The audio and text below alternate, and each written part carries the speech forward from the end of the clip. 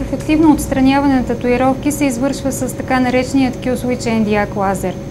Излъчваната от лазера светлина е в два спектъра – инфрачервен, използван за отстраняване на тъмни пигменти, каквито са черния, тъмносиния, кафявия, тъмносивия, и в зеления спектър за третиране на зелен и червен оцветител.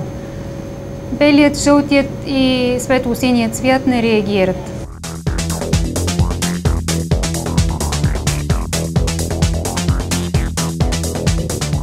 Специфичното за този вид лазер е, че той генерира супер кратки импулси, което позволява използването на огромна върхова мощност с цел постигане на максимални резултати, без да се засяга околните структури.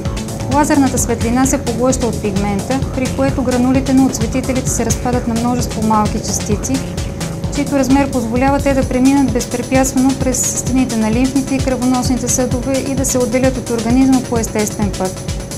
Премахването на пигмента е послойно, затова са необходими няколко процедури за пълно отстраняване на татус. Броят на процедурите зависи от вида и качеството на оцветителите, от дълбочината и плътността на нанасянето им в кожата.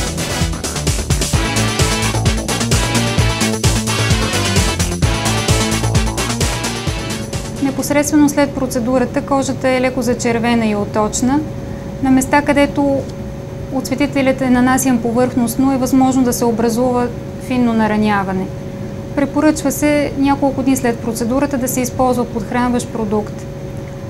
Ако татуировката е разположена по откритите части на тялото, се препоръчва прилагане и на слънцезащитен крем през деня.